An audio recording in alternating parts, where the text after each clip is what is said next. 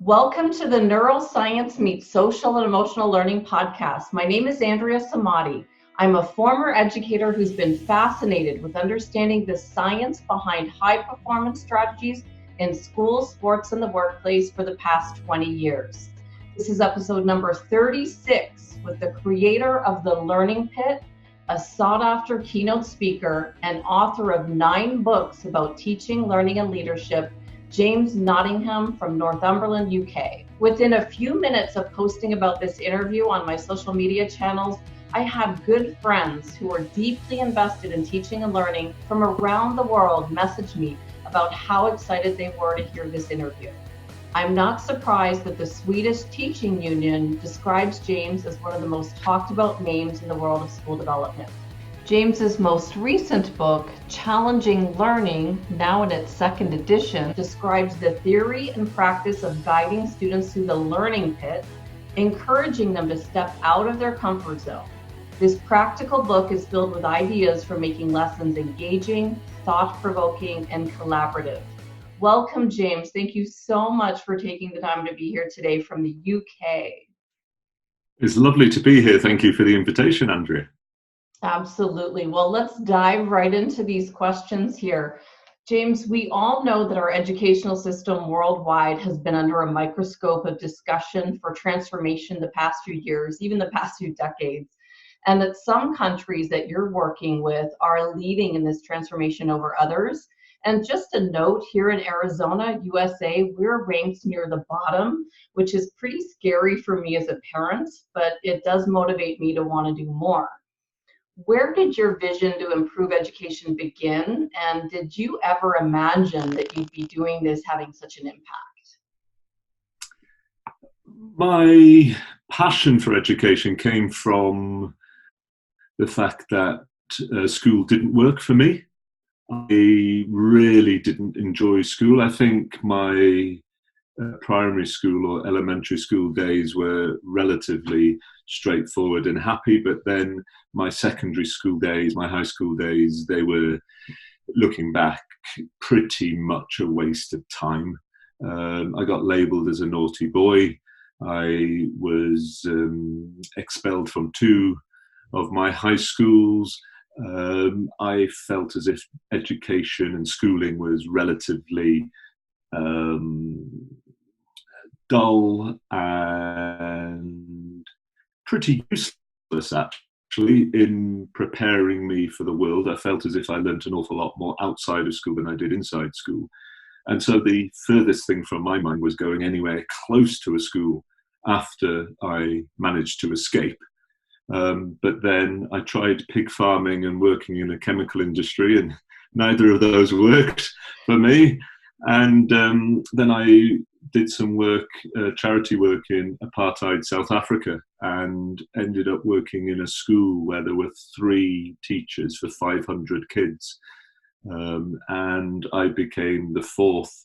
Not that I was a qualified teacher then, but I found my calling, if you would call it that, and really felt as if I could offer something. And I, whilst at the same time felt pretty bad that I couldn't offer too much because I had no qualifications, I had no life experience outside of school, and so I resolved to come back when I was trained. And so I worked in a school for deaf children for a few years as a sports coach, and then that was enough experience to then get into teacher training, because there was no way I was going to get into teacher training with my lack of qualifications. So I went in via the experience route. And when I was training, it was a tutor a professor at the university who had just recently trained in philosophy for children with Matthew Lippman at Montclair State University.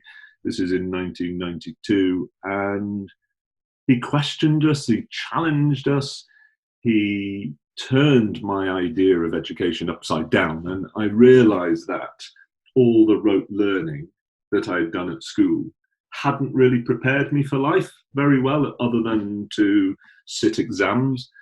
Whereas this university course was challenging that very notion and got me to think a lot more about reasoning and being reasonable, being more critical, being more thought-provoking, being more reflective. And I owe an awful lot to Chris Rowley. He was the guy who brought Matthew Lippman's work here to the UK, or one of the people who did so. And it was, for me, I saw the light. I thought, this is what we need to do. We need to challenge, we need to engage, we need to reflect, we need to help our young people to become articulate and thoughtful and reasonable and creative.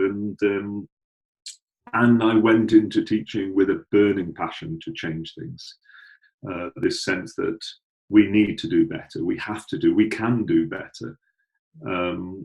And as I was teaching, I tried to explain a few theories to my students, and one was Vygotsky's zone of proximal development, that idea that you learn much more when you step out of your comfort zone, but a lot of people are hesitant to do so for fear of embarrassment or showing their weaknesses. And I wanted to encourage my students to do that, but they tuned out when I started talking about Vygotsky and zone of proximal development.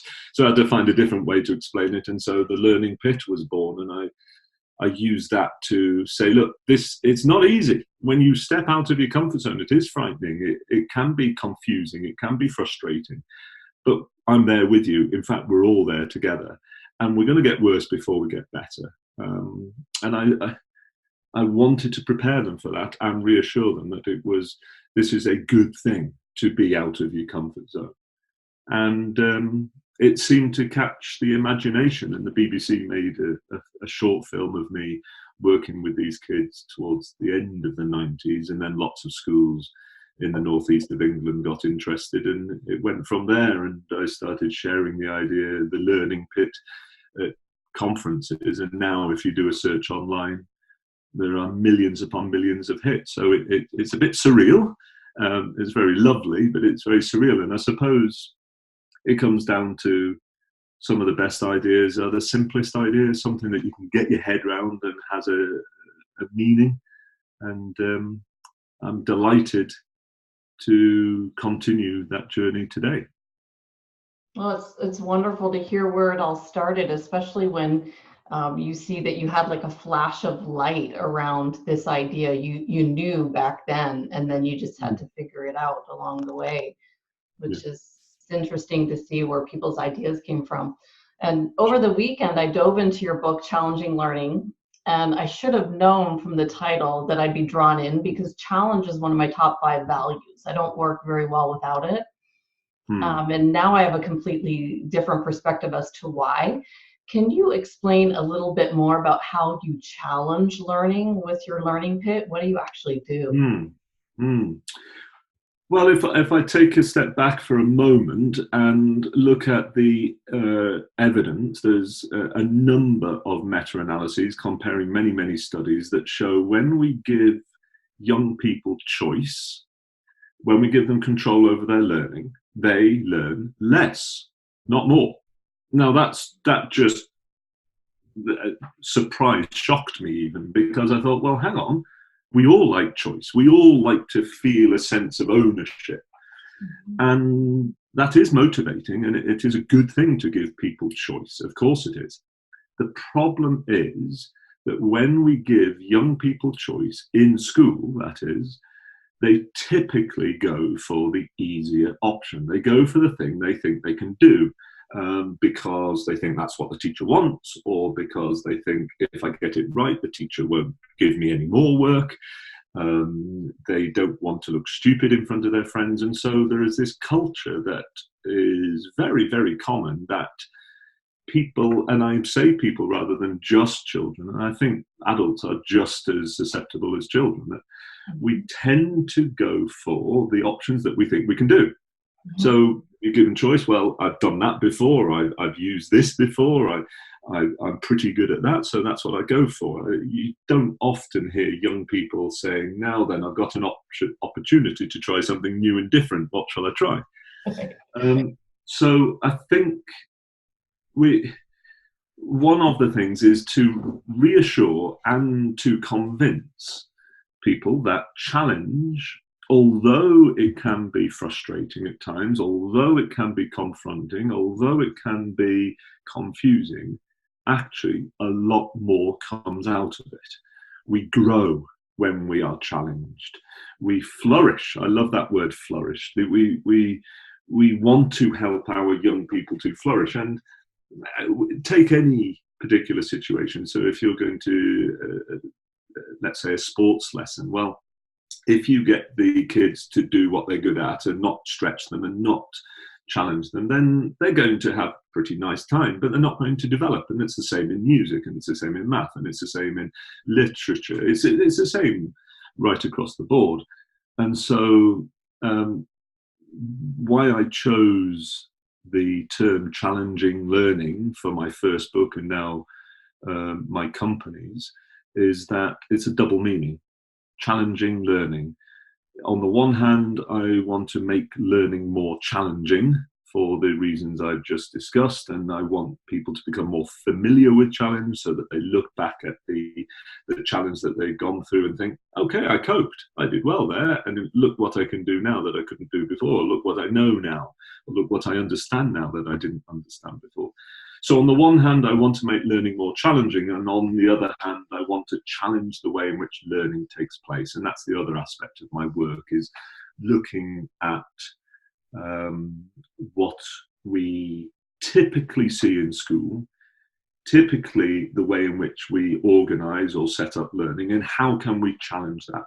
For example, generally speaking, feedback is given to students after they have completed the task, when actually it's so much more productive to give that feedback before they've finished. Typically, teachers do most of the talking in class, when actually, if you can change that and get at least a balance, a sort of a 50-50 balance, then there are many more gains to be had from more dialogue in the classroom. And so these are the things that we do: make learning more challenging and challenge the way learning takes place. I love it. I love this idea. And I've got 2 young girls, and with everyone I interview, I take little bits of nuggets and I try to implement them in our daily life. And so I was watching your TEDx about labels that limit learning, and I thought I was doing really well over here because we've got Carol Dweck down pat. You know, we're not saying, oh, you're so smart anymore. We're talking about effort. And then I watched that video and I thought, oh no, we're not doing this part right. I'm going down the wrong path, because I was using some positive labels that I can see now, you know, by just saying, just do your best with school or sports. It might make them think that I'm saying, just, I want you to be the best. Can you explain a little bit about, you know, that Jacquelynne Eccles research and how we can lower expectation with what we say with labels? Sure. So the Jacquelynne Eccles research, it looks at how much effort somebody puts in is a product of how much they value that thing multiplied by their expectation. So, for example, I might value a particular pastime, a particular interest. But if my expectation of success in that pastime is 0, then of course what is anything multiplied by 0? So if I'm a student in school and I might think, yes, I get that math is really important. I know that I need to be good at math. I need to be able to calculate. I get that. And you don't need to convince me anymore. But I don't think I'm very good at it. In fact, I just don't think I have a mathematical mind. My father hasn't got a mathematical mind, and so that's how I am. Mm-hmm. In so many people's mind, they might have high value but 0 or very, very low expectation of success, and so they don't invest that time because they don't see the point in it, I suppose.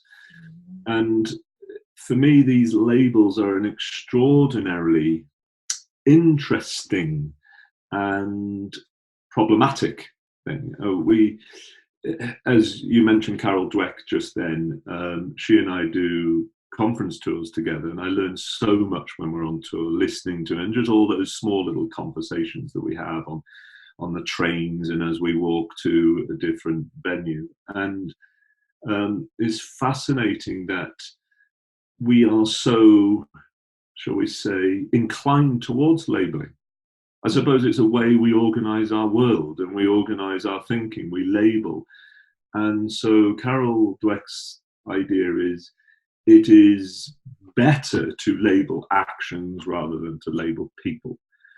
It might sound very good to label a child as very mathematical or very smart or very sporty or very musical, and it sounds lovely. The problem is when things go wrong. So if I say to you, Andrea, you did really well there because you are very smart, that feels good until later you fail at something, and in your darker moments you think, well, if I succeeded before because I was smart, that must mean this failure is because I'm not smart. And that then becomes a problem for many, many, many people. Not always, but very often. Whereas if I were to have said, Andrew, you did really well because you did a smart thing, you applied yourself, you thought about it, you put lots of effort in, then when things go badly, you're more likely to say, well, that wasn't a very smart thing to do, or I need to try harder, or I need to concentrate a bit more, or I need to find a different strategy. And so that helps a lot. And my TEDx presentation, as you mentioned, I used that at the beginning. I'd done a wine tasting course, and I was absolutely thrilled. I'd gone from knowing nothing at all about wine other than I could tell you what was white and what was red. And I thought rosé came from mixing the two together, I knew nothing about wine. And I was doing a lot of work in Australia at the time, and Aussies really know their wine. And I wanted to keep up, basically. And so I went to do these wine tasting courses, and then in the end I did a sommelier course. And on the course there were 7 people working in the hotel industry as trainee sommeliers. There was a cardiac physician, and there was me. And I learned loads and loved every moment of it. And at the final exam I got 70-something%. I was absolutely delighted with myself. And I thought, look at that, I've gone from 0 to 70-something%. Well done me. Yeah. And then I saw all the other schools, and everyone else in my class had got in the 90s. And in fact, one of them had got 99%. Of course, my first question was, what question did you get wrong?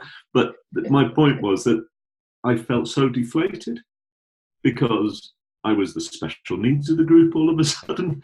I thought I'd done really well. But now, when I was ranked against everyone else, it showed I wasn't very good at all. And it was such a deflating moment. Now, of course, I was an adult, and I realized that it was purely a hobby.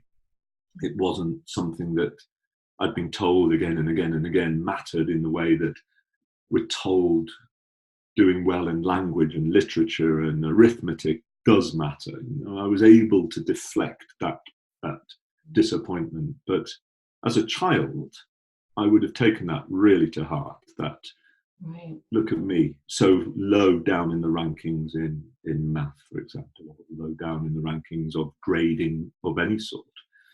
And so those labels can become very, very, very problematic. And I find it fascinating that in some countries, it's actually against the law, not just bad practice, but it's actually against the law to assess young children. So, for example, if you work in Norway, and this isn't the whole of Scandinavia, but certainly in Norway, the teachers are not allowed to work out whether some kids are very good, some are average, and some are weak before they turn 7. Yeah. And the idea is that, well, we well know that some children start talking before they're 1 and others wait until they're 3 before they start talking. Walking, there's a big gap. Some start 18 months before other children do, and we accept that. We know that's normal. And yet when we get into school, we start to assess these children pretty quickly, and we start working out who's the most advanced and who's the least advanced. And with that comes the label. So if I do badly at the age of 4, I get a label, and then too many times I'm taught to that label. One of my favourite books is The Pygmalion in the Classroom by Rosenthal and Jacobson, and they do many experiments looking at how our expectations affect how we teach and how we interact with children. And there was a lovely experiment where they switched the labels on 2 groups. So the top group was actually given the label of bottom group, and the bottom group was given the label of top group. And the teachers who taught the bottom group, thinking they were the top group, taught them so much better, because when that bottom group failed to understand, the teachers said to themselves, what have I done wrong? What do I need to change? How am I going to help these kids to understand? Because ordinarily they would understand, and at the moment they don't. Whereas if the teachers had known they were the so-called bottom group, they would be much more likely to say, well, of course they don't understand it, they're the bottom group. Yeah. And I think it's a fascinating thing, these beliefs and these labels, and we have to be very, very careful with them. So true, so true. And I'm working on it over here. It's a process for sure. And now with all of your ideas, James, I can see that, you've got these great ideas. They're working really well. And I really liked when I read about your ready, aim, fire concept. And it was interesting because you say that it came from Clay Shirky and Michael Fullen, who was actually the dean at the Faculty of Ed when I was in teacher training in the late 90s in Toronto. So can you explain what that is, ready, aim, fire? Because sometimes we're just not sure of our ideas that we want to launch. Will people think they're silly? Will people critique them? How did you use that with them? Well, Andrea, I think you've auto-corrected it. So it's not ready, aim, fire, it's ready, fire, aim. That's yeah, and which I'm glad you did that. It's almost as if you did it on purpose, because it should jar, and it should make people think, hang on a minute, what? Ready, fire, aim. That doesn't make sense. And it's obviously a very bad idea if you're going hunting. But in teaching and in I think in life generally, but in teaching and in actions with in education, ready, fire, aim means ready is do the minimal amount of preparation, just enough so that you can go and have a go. Ready, and then fire is go and have a go. Go and try it out in practice. And then aim is you come back and you reflect and you think, how did the firing go? How did that action go? What was the result? So, for example, if I was to change teacher training, typically around the world, most countries, not all, but most countries, you do a degree at university and then you do 1 year training to be a teacher. Mm-hmm. Some go and do master's degrees and so on, but most will have 1 year postgraduate study to be a teacher. Now, my proposal would be you do 6 months, not 1 year, you do 6 months of training, and then you go and teach for 2 or 3 years, and then you come back out and do your final 6 months. And I think we would be much more thoughtful. I think we would be much more deliberate. I think we would be much more focused on our profession and our craft if we had some experience under our belt. The same in teaching in a lesson. I say to teachers, please, whatever length of introduction you do at the beginning, and generally it's somewhere between 12 and 15 minutes, but if you can take that and slim it down to the shortest introduction you can dare go for, and then get your students trying it out. And then 10, 15, 20 minutes later, you stop and then you reflect and then you aim really carefully. The evidence is very, very clear. Students will listen more acutely. They will listen much more carefully. Once they've tried it, once they've struggled, once they've thought, hang on a minute, what am I supposed to be doing and how does this work and what do I do next? The problem is if we front load all that information, too many students, it's in one ear and out the other. Right. Whereas if we give a small amount, let them try it, and then say, okay, how are you getting on? What are the mistakes we're making? What can we learn from those mistakes? And this is all part of a learning culture. It's all part of a growth mindset culture. It's all part of that idea that we are learning together. And making mistakes is not a bad thing. It's not a brilliant thing. Of course, I don't want to make mistakes, but I know I will. If I step out of my comfort zone, I know if I'm challenged, I'm going to make mistakes. I don't want to be embarrassed. I don't want to be ashamed of those mistakes. In actual fact, I want to turn those mistakes into something very, very productive. If I examine them, if I think about them, if we look at, well, why did I make the mistake and what can I do next? So that's what I want to do is take your introduction, slim it down as much as possible, let the students have a go, then pause and then reflect. Okay, what have we done? What are the mistakes? What can we do to realign? And I would say I would take that in practice generally in the workplace. I've got 30 employees and I don't want them to be so, what shall we say, afraid to make mistakes that they'll never actually try it. I want them to think, right, okay, I've got enough, let me try it and see what happens, and then I can reflect. I want a sense of innovation and risk-taking and trial and error and creativity. I want that in all of my team, but right across the team.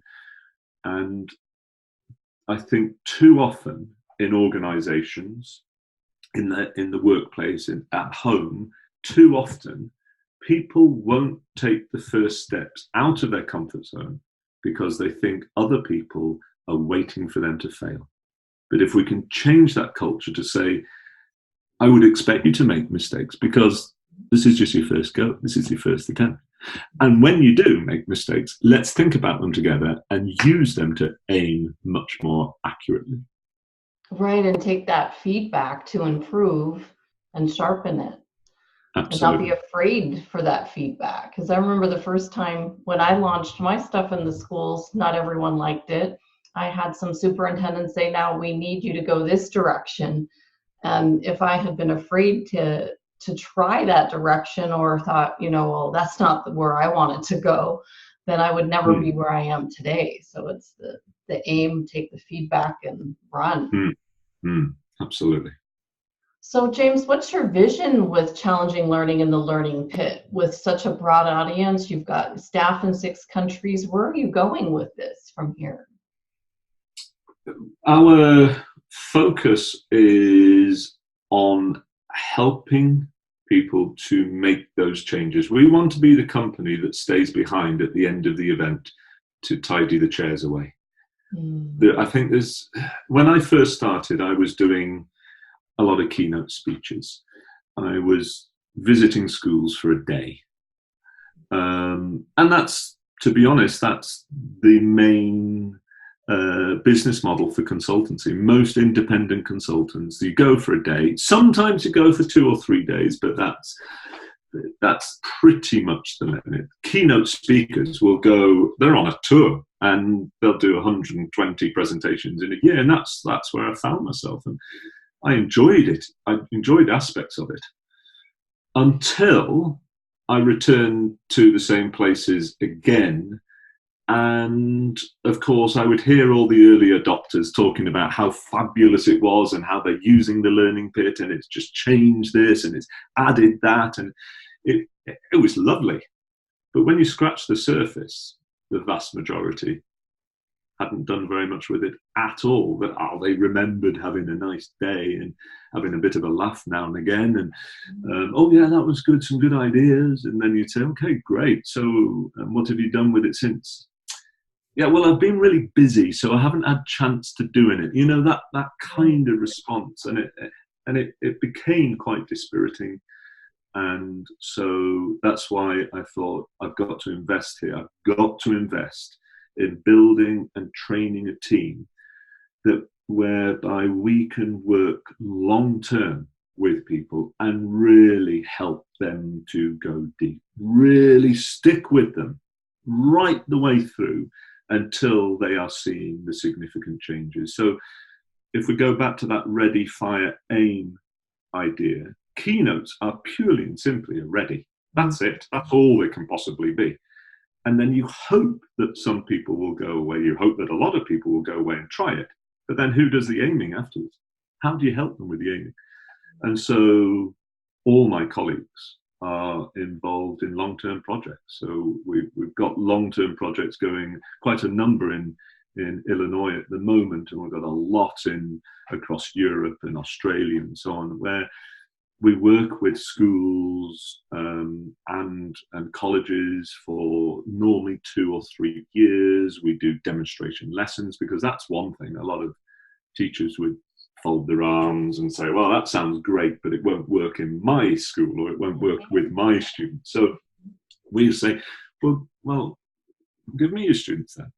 I'll work with them and you watch and let's talk about it afterwards. And I'm not going to be demonstrating what is a perfect teacher, of course not, but I'm going to give you the opportunity to observe your students without having to teach them.